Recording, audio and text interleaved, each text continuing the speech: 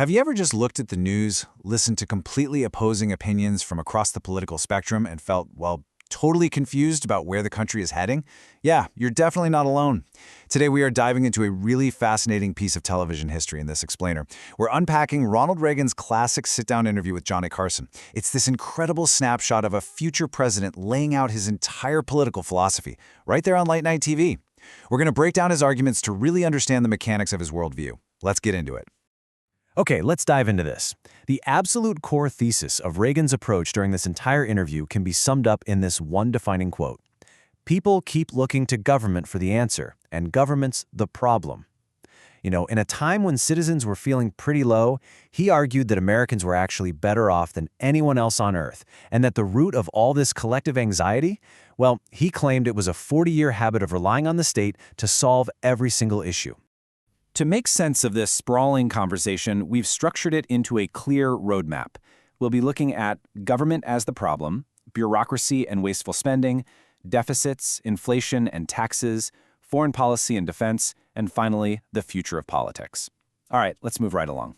Section 1. Government as the problem, focusing on the permanent bureaucracy.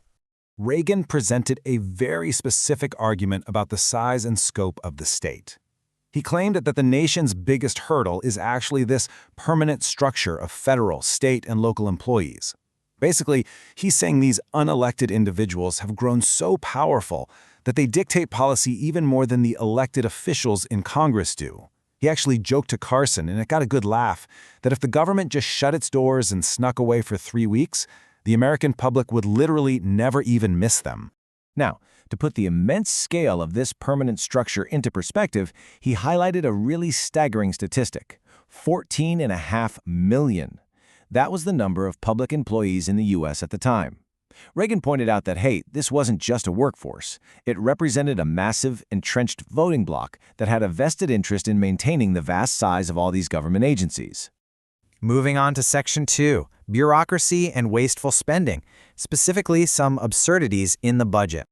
To keep the late-night audience engaged, the former governor brought up some pretty humorous, specific anecdotes about taxpayer-funded research that he considered completely wasteful. For example, he mentioned a proposed study on transcendental meditation and a $93,000 study to figure out if chitlins are bad for you. But the real kicker? He talked about a $250,000 government study called The Demography of Happiness, and its grand conclusion after all that money? This study essentially found that it's better to be rich, young, and healthy than old, poor, and sick. Go figure, right? And this brilliantly illustrates a profound economic concept using a really simple thought experiment. Reagan shared an anecdote from an economist who argued that polling people on social programs is inherently flawed, simply because the costs are usually hidden. So the true test? Step 1, put a real, physical $100 bill right in a voter's hand. Step 2, show them the wonderful new government program. And Step 3, ask them to hand that $100 back to pay for it. He argued that support for these programs completely plummets when the direct, out-of-pocket costs are actually visualized by the taxpayer instead of just being some hidden dollar-down, catch-you-later scheme. Section 3. Deficits, inflation, and taxes, or what we can call the economics of saying no. Pivoting away from wasteful spending over to macroeconomic policy, Reagan expressed some deep frustration with the choices being presented in Washington at the time. He felt like he was being given a false choice, basically between a $53 billion deficit and an $80 billion deficit. According to the source, Reagan maintained a very strict economic view that budget deficits are the direct, primary cause of inflation. So for him, there was absolutely no room to support either side of that massive deficit argument. Neither option was acceptable. Now, discussing dry economic policy on a late-night talk show, not exactly easy. So he injected a bit of tasteful humor. He defined an economist as someone who has a Phi Beta Kappa key on one end of his watch chain and no watch on the other. It's a pretty witty way to express his skepticism toward the academic experts who, at least in his view, were overcomplicating the very simple reality of fiscal responsibility. Let's move on and see how this builds directly into his concrete policy fixes. To actually cure inflation, he proposed balancing the budget simply by learning how to just say no to excessive spending. Along with that, he advocated for simplifying the income tax. But perhaps his most actionable proposal was a new rule: require legislators to introduce a specific tax program to pay for any new spending program they propose, basically forcing total transparency on the cost right up front. All right, Section 4, Foreign Policy and Defense, taking a look at the global stage. At the time of this interview, we have to remember the American public was deeply, deeply war-weary. Reagan cited recent polling showing that roughly 78% of Americans were firmly opposed to providing more military aid to Vietnam and Cambodia. He neutrally acknowledged this widespread exhaustion with military involvement, especially in regions where Americans just didn't feel they were being directly threatened. However, he countered this by making a very sequential, chronological argument against abandoning non-communist forces.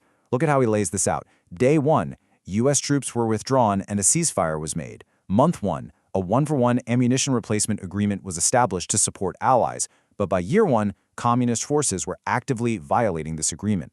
Reagan argued strongly that the U.S. shouldn't break its word to these non-communist forces, asking rhetorically how future allies could ever trust America if it reneged on its peacekeeping pledges. And to really ground this foreign policy stance in concrete data, he emphasized a staggering number, 72,000. That is the amount of times he claimed communist forces had violated the ceasefire since it was instituted.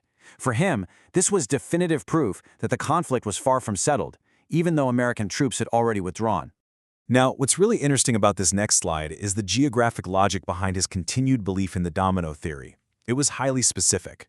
He argued that if Laos fell, the threat would push right to the edge of Indonesia, which was a nation of 140 million people sitting just 14 miles away from the Philippines at its closest point. He warned that abandoning these regions could eventually leave the United States isolated and highly vulnerable on the global stage. And finally, Section 5, The Future of Politics, covering voter apathy and action. Bringing the narrative back to the individual citizen, Reagan highlighted some pretty stark statistics to illustrate a profound disconnect between the electorate and their representatives. Check these out. Only 38% voted in the national election. 300,000 voters were dropped from Los Angeles rolls for sheer inactivity. But the most shocking one, while only 46% of polled citizens could actually name their congressman, 86% of those people couldn't name a single thing their representative stood for. That's a massive disconnect. When Carson pressed him on whether forming a third party was the solution to all this apathy, Reagan was highly skeptical. He contrasted the two options for us. Revitalizing the existing two parties encourages realignment based on clear, distinct principles, which he favored, noting that he himself had actually switched parties when he realized they stood for different things.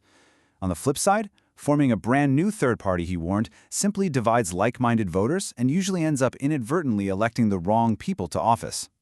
So what does this all mean for us today? Decades later, looking back at this late-night blueprint, we have to ask, how do voters today weigh the immediate cost of social programs against their long-term benefits? Think about it. Does that $100 bill test still hold up in our modern economy? It's a really provocative question, and one that leaves us eager to explore just how much, or maybe how little, the underlying mechanics of our political debates have truly changed. Thanks for joining me on this explainer, and I'll catch you next time.